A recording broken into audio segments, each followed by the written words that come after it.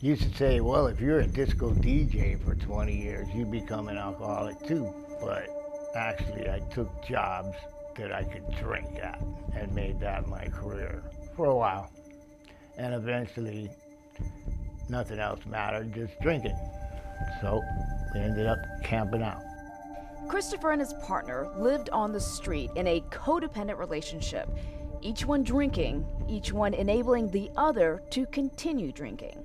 And I was just drunk and too stupid to get away from that relationship, and I'd end up in jail and the hospital a lot.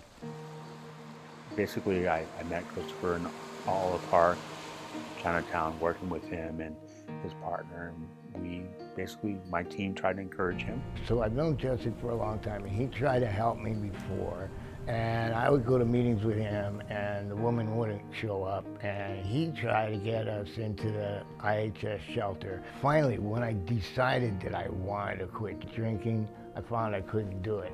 I thought it was easy. Every time you go to jail, you sober up, no problem. But when I tried to really do it, it didn't work. I needed a hospital and a team of experts twice. The hospital didn't work because in 2 to 4 days they let you go, and that was not enough for me. After his second short hospital stay, Christopher was able to move to a crisis shelter for a short time while beginning treatment classes to stop drinking. But the shelter could only house him for 10 days. So he found himself in treatment trying to stop drinking while still living on the street. It was like I was in a war. It felt like I was in a war. I was always fatigued. The place I was sleeping and camping at, I couldn't go till 10 o'clock at night, so I'd be marching from 5 in the morning, going to treatment, and it was crazy. The problem we were always running into is that either one or the other would show up to the appointment. I remember one time you were walking by after you'd gotten out of jail. Hey, I just got out of jail, and I'm like, oh, okay, Chris. And he's like, I missed the appointment, I was in jail, and I was like, oh, okay.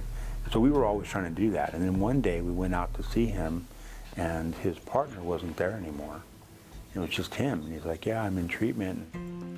Soon afterward, IHS was able to move Christopher into a small unit at the Housing Navigation Service Center at Sand Island, where he lived for nearly a year while continuing treatment.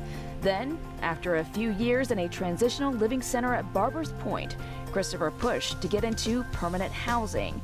And with a little more help from Justin, he finally reached that goal. So Justin, will you write me a letter of reference? And I'm like, for what? He says, well, I'm trying to get this housing, and I'm having these stumbling blocks. So I wrote this letter and talked about his situation, how he's overcome all these obstacles. What an honor it was. What an honor it is to do that for you, to be of service to you and to be able to do that, Because, I mean, that's what I do as a job, but then when somebody comes back and says, I've been sober this amount of time, I've done these things, will you support me? It's like, heck yeah. I sent him a picture of when I got into the new place, and he sent me back a text saying that that's why he punches in, that's why he goes to work. I was just overwhelmed with gratitude that Christopher was able to take what we gave him, use it, and he's still going. I feel blessed and all the things happening, and my vision for everything seems to turn out better in God's time. I think I know when to do this and that, and actually the things happen at the right time, and it's better than I imagined, It's the single most significant thing that we give to a person is hope. Without hope, there is no opportunity for that person, because when we're homeless on the streets, it's hopeless. I mean, every day it's the same thing. It's one of the reasons why we drink. You drink because there's nothing else going on. What do you plan on doing today? Well, we'll just take a drink.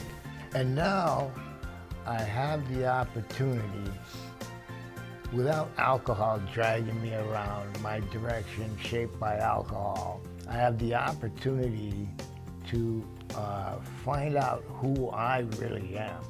And that's exciting. It's very exciting, yes.